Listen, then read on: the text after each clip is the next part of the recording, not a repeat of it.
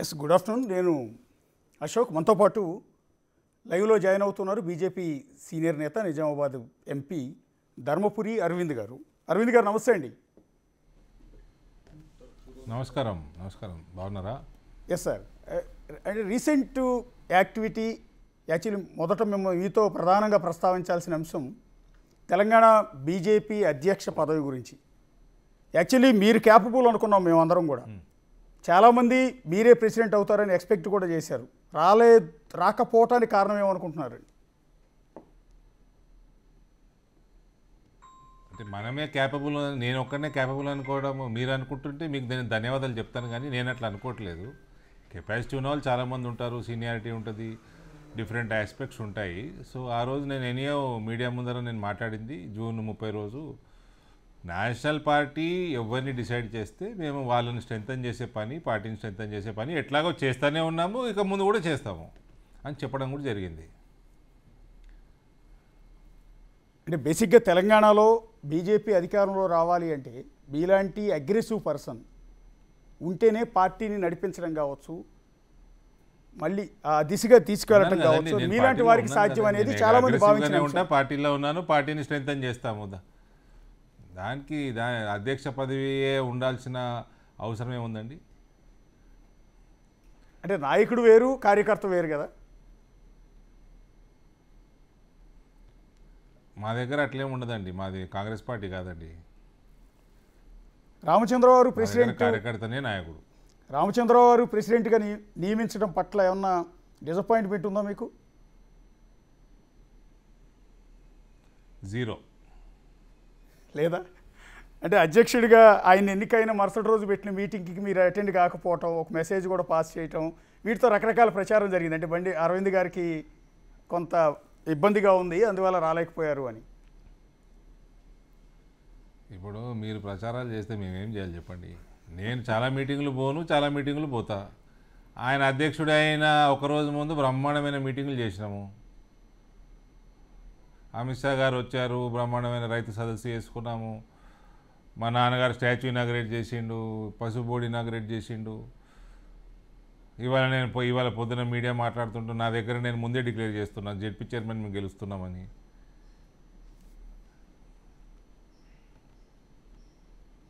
అంటే మీరు స్ట్రైట్ ఫార్వర్డ్గా మాట్లాడతారు కాబట్టి మిమ్మల్ని నేను అలాగే అడుగుతున్నానండి. రామచంద్రరావు గారు చాలా చెప్పాలి అంటే కొంత మృదు స్వభావి, చాలా కూల్ పర్సన్, కానీ తెలంగాణలో చాలా అగ్రెసివ్, మీలాంటి అగ్రెసివ్ పర్సన్ కావాలి కదా నాయకత్వానికి.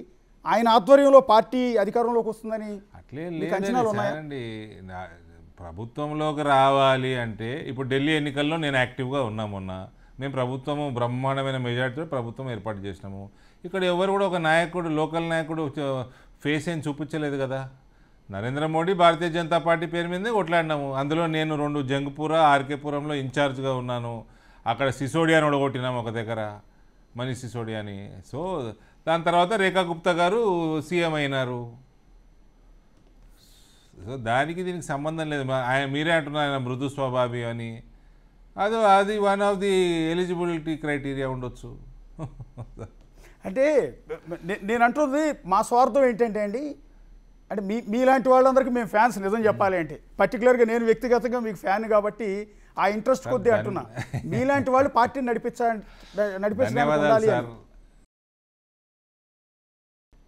ధన్యవాదాలు సార్ మీకు. పార్టీ అన్ని ఒక పదవి ఉంటుంది, అందరికి కావాలని అంటే అందరికీ రాదు కదా. సో మనకు ఆల్రెడీ మనం బాధ్యతలు ఉన్నాయి, మన బాధ్యతలు చేసుకుంటూ పోతాం దాంట్లో. అంటే చాలామందిలో కొంత మీ వరకు వచ్చిందో లేదో తెలియదు, కానీ కొంత ఆర్ఎస్ఎస్ బ్యాక్గ్రౌండ్ వల్ల రామచంద్రరావు గారిని ప్రెసిడెంట్గా చేశారు.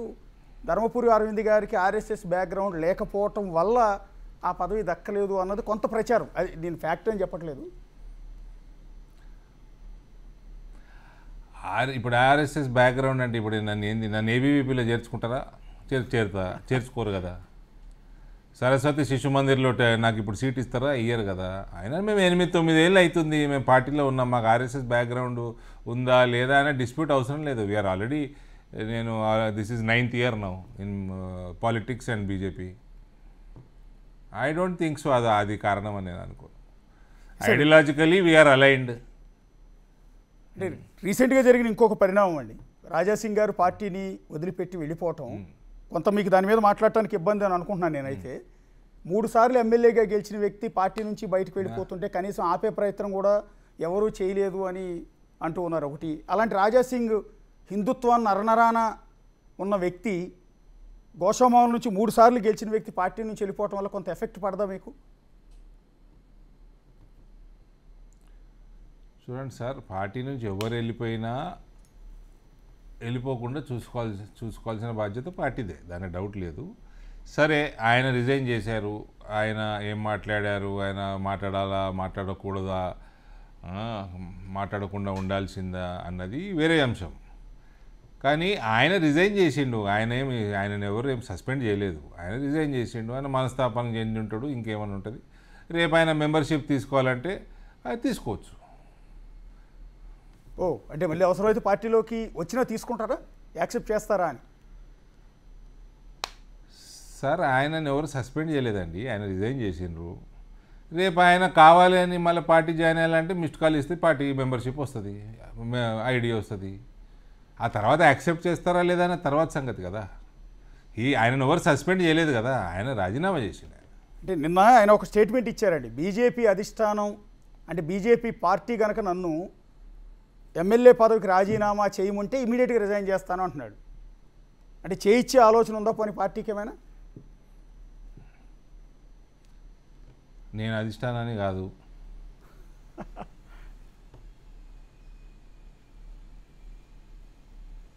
నాకు తెలిసి అట్లే ఆయన రాజీనామాని ఆమోదం చేసిండ్రు. అవునండి, అంటే పార్టీ సభ్యత్వానికి రాజీనామా చేసిన వ్యక్తిని, మీ పార్టీ తరఫున బీ ఫారంతో గెలిచిన వ్యక్తిని ఇంకా ఎమ్మెల్యేగా కొనసాగనిస్తారా అని.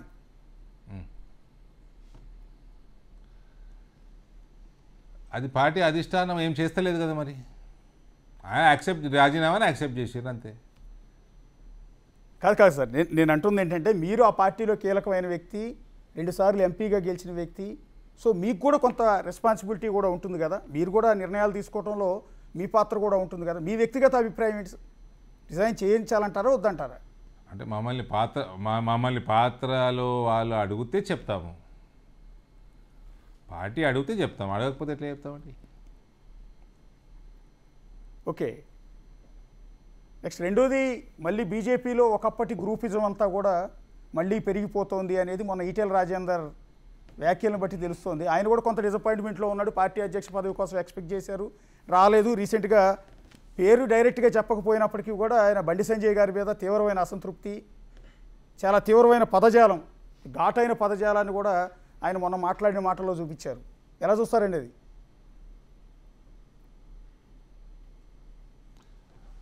సార్, ఇప్పుడు కాంగ్రెస్ పార్టీలో రాజగోపాల్ రెడ్డి గారు కమెంట్స్ చేశారు, ఎట్లా చూసింది కాంగ్రెస్ పార్టీ? కొండా మురళి గారు కమెంట్స్ చేశారు, సురేఖ గారు చేశారు, ఎట్లా చూసిందండి కాంగ్రెస్ పార్టీ?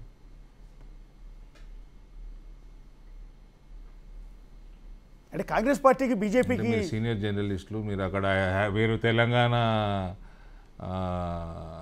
అఫేర్స్ చూస్తూ ఉంటారు, నేను అడుగుతున్నాను ఎట్లా చూసింది, నాకు తెలియక అడుగుతున్నా. దానికి కూడా నేను క్లారిటీ ఇస్తానండి. కాంగ్రెస్ పార్టీకి బీజేపీకి తేడా ఉంది కదా అంటున్నా. బీజేపీ క్రమశిక్షణ కలిగిన ఇలాంటి తేడా ఉందా అంటే కాంగ్రెస్ పార్టీ క్రమశిక్షణ లేని పార్టీ? లేదు, స్వేచ్ఛ ఎక్కువ కదా, మీ దగ్గర అంత ఆ స్వేచ్ఛ ఉండదు కదా అంటున్నా. మీరు పార్టీ సిద్ధాంతాలకి, పార్టీ ఇచ్చిన ఆదేశాలను స్వేచ్ఛ లేదా? అంటే వాళ్ళ దగ్గర స్వేచ్ఛ లేదా?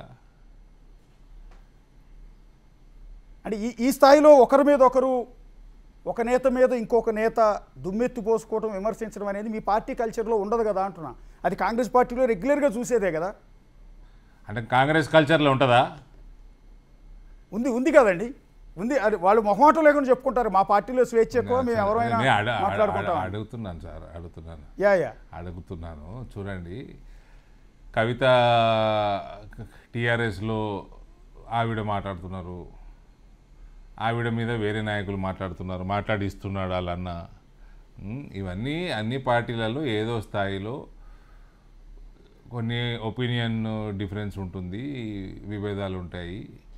ఇవన్నిటికీ స్టేట్ పార్టీ ప్రెసిడెంట్ గారు ఆయన కంటే ముందున్న మంత్రి కిషన్ రెడ్డి గారు వీళ్ళు మాట్లాడుకొని సర్ది చేసుకోవాలా, లేకపోతే ఇన్ఛార్జ్ జనరల్ సెక్రటరీలు ఉంటారు ఏ పార్టీకైనా, వాళ్ళు చేసుకోవాలా. లేదు కొంచెం జటిలంగా ఉంది అంటే మంచిగా ఎంక్వైరీ కమిషన్ వేసుకోవాలా, న్యూట్రల్ ఎంక్వైరీ కమిషన్ వేరే రాష్ట్రాల నుంచి పంపించి చేసుకోవాలి. These are all party procedures అండి, అన్ని పార్టీలలో జరిగేవి, ఇక్కడ కూడా చేసుకుంటారేమో. ఓకే, అంటే ఇలాంటి గ్రూపిజం వల్ల కదా గతంలో విజయశాంతి గారు కావచ్చు, లేకపోతే కోమటిరెడ్డి రాజగోపాల్ రెడ్డి కావచ్చు, ఎన్ఎం శ్రీనివాసరెడ్డి కావచ్చు, వివేక్ కావచ్చు, స్వామి గౌడ్ కావచ్చు, వీళ్ళందరూ కూడా ఇలాంటి గ్రూపిజం వల్లే మేము వెళ్ళిపోతున్నామని ఆ రోజు కొన్ని విమర్శలు చేసి వెళ్ళిపోయారు కదా. ఇలాంటి గ్రూపిజం వల్ల పార్టీకి నష్టం కదా అంటున్నాను నేను. ఎవరి పోయినా నష్టమే సార్, ఎవరు వచ్చినా లాభమే, ఎవరు పోయినా నష్టమే, చెప్పినాను కదా. ఇప్పుడు వాళ్ళందరూ కాంగ్రెస్ నుంచి వచ్చిన వాళ్ళే కదా, ఎక్కడి నుంచి వచ్చారు, వచ్చిండ్రు, మళ్ళీ అటు పోయినరు. రాజగోపాల్ రెడ్డి ఎక్కడి నుంచి వచ్చిండు, వివేక్ ఎక్కడి నుంచి వచ్చిండు చెప్పండి, జితేందర్ రెడ్డి ఎక్కడి నుంచి వచ్చిండు.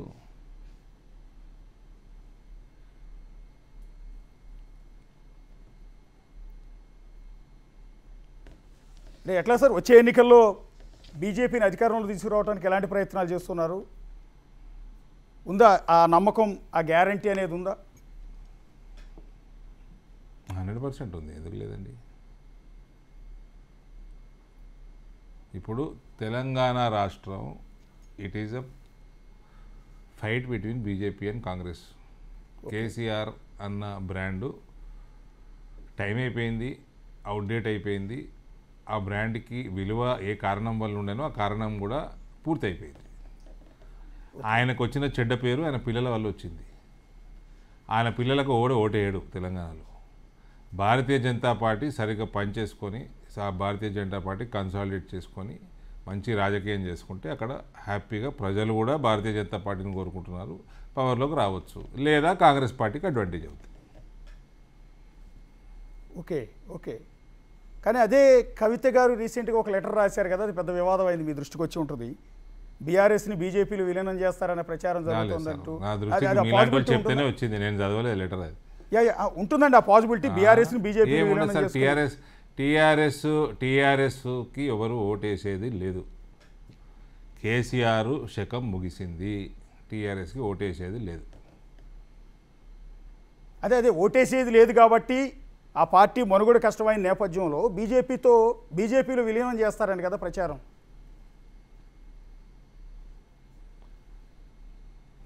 ఇప్పుడు ప్రచారాలు మస్తుంటాయి సార్, దానికి ఏం జవాబు చెప్పమంటారు? కాదు, అంటే యాక్సెప్ట్ చేస్తారా అంటున్నా. పొత్తు ఉంటుందా లేదా అంటే పొత్తు పైన నేను చెప్పగలుగుతాను, పొత్తు ముమ్మాటికి ఉండదు. ఓకే, విలీనం అంటే ఎవరు వచ్చి జాయిన్ అవుతా ఉంటే మరి జాయిన్ చేసుకుంటారా లేదా అది అప్పటిదప్పుడు నిర్ణయం చేసుకోవచ్చు. వివేక్ని జాయిన్ చేసుకోలేదా, ఆయన కాంగ్రెస్ టీఆర్ఎస్కి వెళ్ళి వచ్చిన ఆయన, జితేందర్ రెడ్డి టీఆర్ఎస్కి వెళ్ళి వచ్చిన ఆయన, విజయశాంతి గారు ఇట్లా 2 పార్టీలు 3 పార్టీలు ఆయన టీఆర్ఎస్లో కూడా ఉన్నారు, ఆవిడ కూడా ఎంపీగా ఉన్నారు, ఆవిడ వచ్చిన జాయిన్ చేసుకున్నారు కదా. అంటే పార్టీ విలీనం వేరు, జాయిన్ చేసుకోవటం వేరు కదండి. ఇండివిజువల్గా నాయకుల్ని ఎంతమందినైనా జాయిన్ చేసుకుంటారు. ఒక పార్టీని 10 ఏళ్ల పాటు తెలంగాణలో అధికారంలో ఉన్న పార్టీని విలీనం చేయటం అంటే అందరూ గుంపుగా జాయిన్ అయితే విలీనం అంటారు. కానీ కల్వకుంట్ల ఫ్యామిలీ కేటీఆర్ కవిత జాయిన్ అవుతారా అంటే నేనైతే నా లెక్క ప్రకారం అయితే కారు. తీసుకోరు కూడా, మా వాళ్ళు తీసుకోరు కూడా. వేరే నాయకులు వచ్చి జాయిన్ అవుతామంటే ఇండివిజువల్ కేసెస్ తీసుకుంటారు.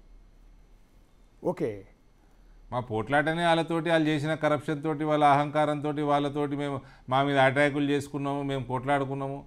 వాళ్ళు ఫలానా కుటుంబ సభ్యులు తప్ప వేరే వాళ్ళు ఎవరు జాయిన్ అయినా తీసుకుంటారేమో. దాంట్లో ఆశ్చర్యమైంది, ఇది వరకు తీసుకున్నారు, ముందు కూడా తీసుకోవచ్చు. అంటే తెలంగాణలో ఈ తప్పుడు ప్రచారాలో లేకపోతే ఇంకొకటో ఏ స్థాయికి చేరిపోయాయి అంటే, ఇవాళ మీ దృష్టికి వచ్చిందో లేదో, వచ్చి ఉండకపోవచ్చు అనుకుంటున్నాను. కేసీఆర్కి ఉపరాష్ట్రపతి పదవి ఇవ్వబోతున్నారు, పార్టీ విలీనం చేయబోతున్నారు. ఆయన ధన్ఖడ్ గారు రిజైన్ చేశారు కాబట్టి ఆ పోస్టు ఊహించిన విధంగా కేసీఆర్కి ఇస్తున్నారు. ఇది ప్రచారం, ఫ్యాక్ట్ కాదు.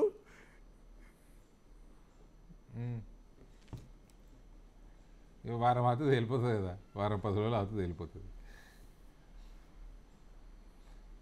అంటే రాజకీయాల్లో ఏదైనా సాధ్యమే స్వేచ్ఛ కదండి. కాంగ్రెస్లో ఉందో లేదో, బీజేపీలో ఉందో లేదో, టీఆర్ఎస్లో ఉందో లేదో అది డిబేట్ చేసుకోవచ్చు, కానీ మన మీడియాకు మాత్రం విపరీతమైన స్వేచ్ఛ ఉంది. కేసీఆర్ని డిప్యూటీ పీఎం చేస్తారు, కేసీఆర్ని ఉపరాష్ట్రపతి చేస్తారు, కవితని క్యాబినెట్లోకి తీసుకుంటారు, మోదీ గారి క్యాబినెట్లోకి. మన ఇష్టం. మన తెలుగు మీడియాకి విపరీతమైన స్వేచ్ఛ ఉంది. యా ఎందుకు అడిగారంటే ఇవాళ మరి అది ఫేక్ పేపరా లేకపోతే ఆన్లైన్ పేపరా ఇంకో పేపరో తెలియదు, కానీ ఇంత పెద్ద హెడ్లైన్ పెట్టేశారు. ఉపరాష్ట్రపతిగా కేసీఆర్, బీఆర్ఎస్ని విలీనం చేస్తున్నారు, లిక్కర్ కేసు నుంచి కవితను తప్పించబోతున్నారు, ఒప్పందం కుదిరిపోయింది. చూశాను పొద్దున్నే ఎవరో పంపించారు, చూసి నవ్వుకున్నా.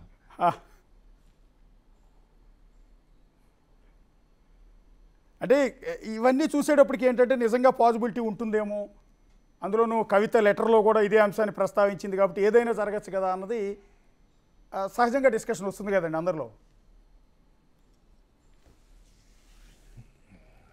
అందరిలో రాదు. ఇప్పుడు నాకు నవ్వు వచ్చింది, మీకు డిస్కషన్ వచ్చింది.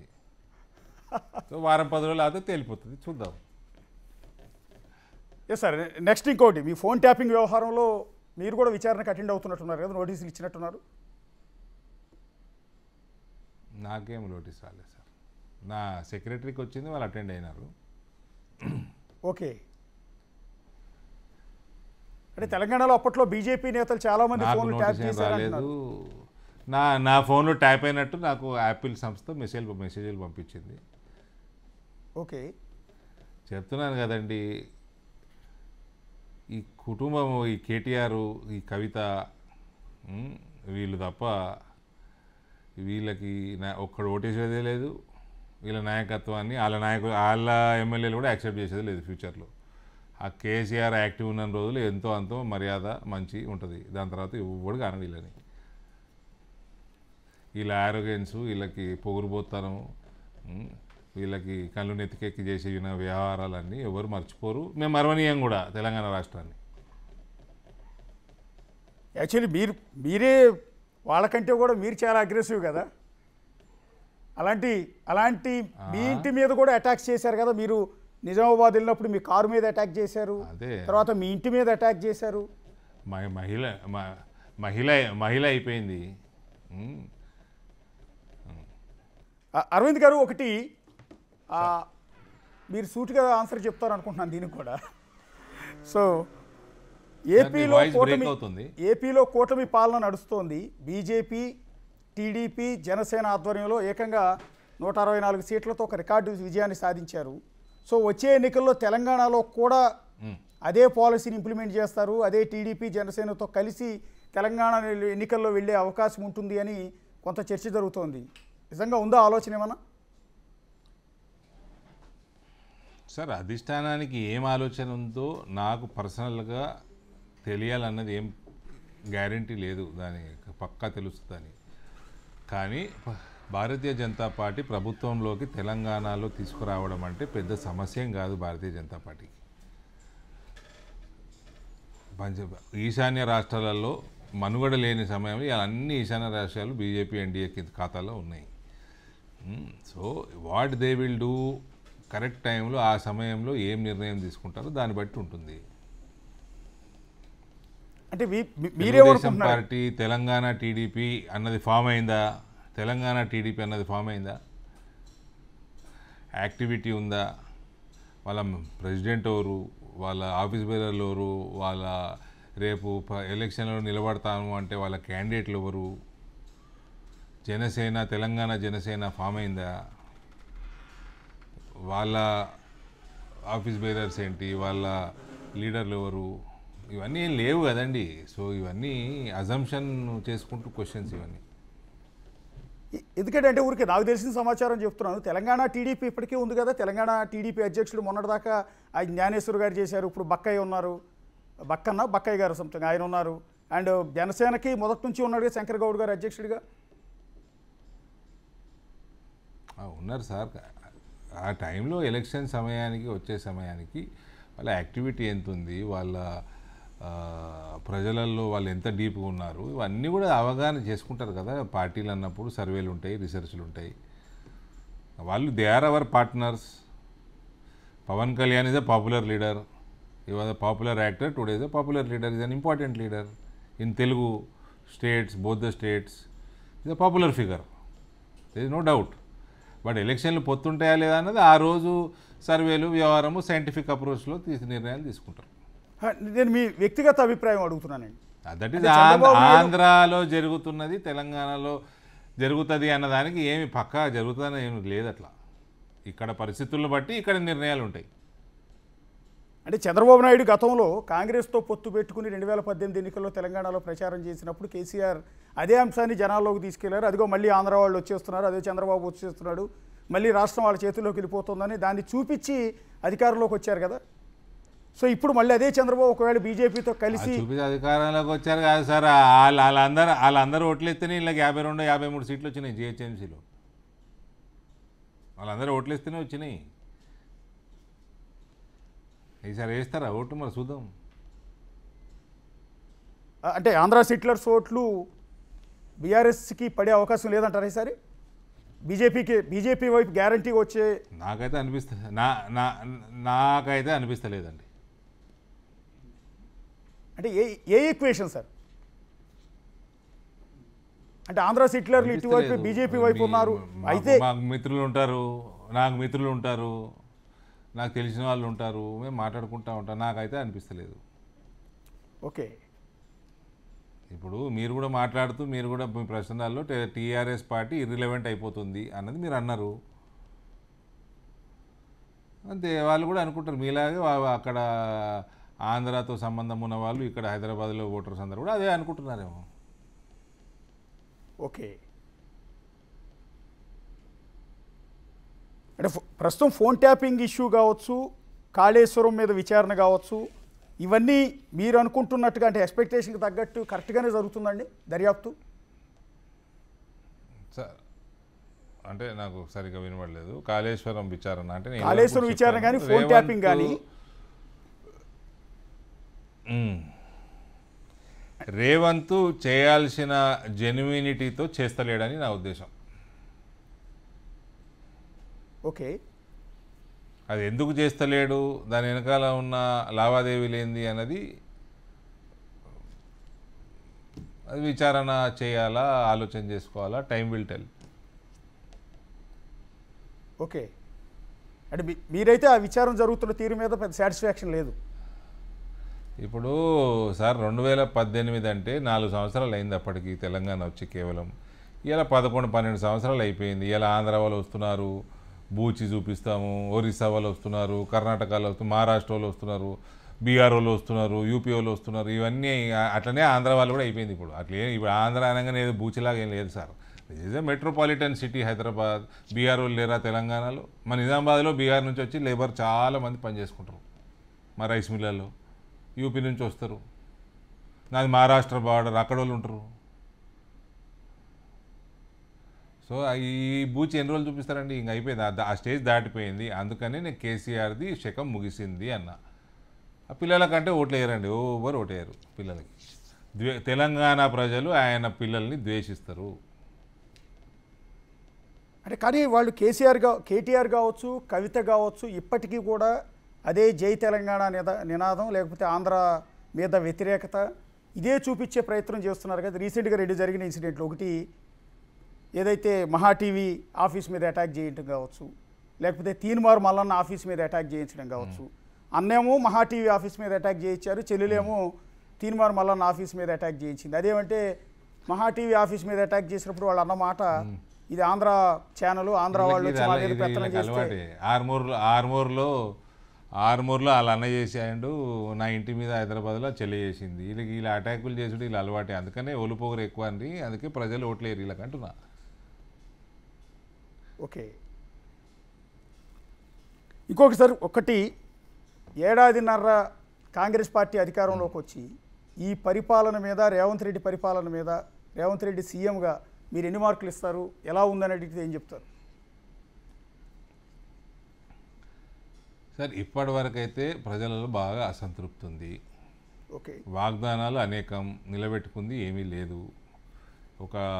ఏంటది ఆ బస్ ఒకటి ఫ్రీ అన్నారు, అది ఇస్తున్నారు.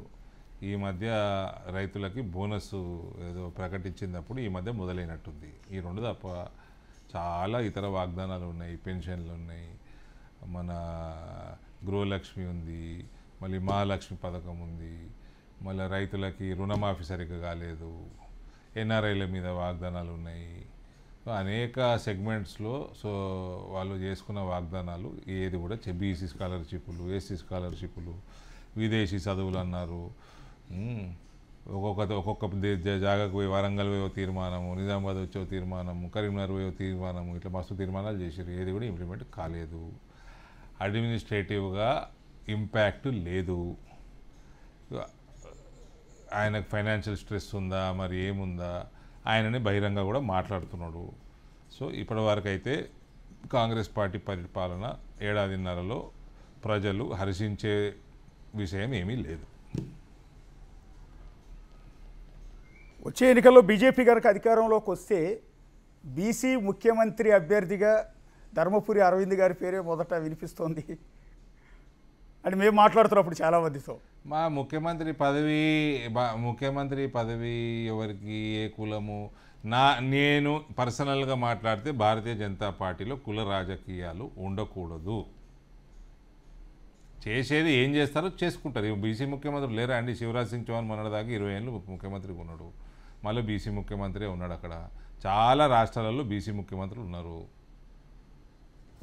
బీజేపీకి సంబంధించి. సో ఇదేం పెద్ద అవసరం లేదండి. భారతీయ జనతా పార్టీ మోడీ నాయకత్వంలో ఎలక్షన్లు గెలవటము పెద్ద పనేం కాదు. 6 నెలలు 1 ఇయర్లలో మొత్తం వాతావరణాన్ని మార్చే కెపాసిటీ వాళ్ళకి ఉంది, మా ప్రాంతాలలో మాకు కూడా ఉంది. అంటే మీకేం ఆశలు లేవా అని ఆ సీటు మీద?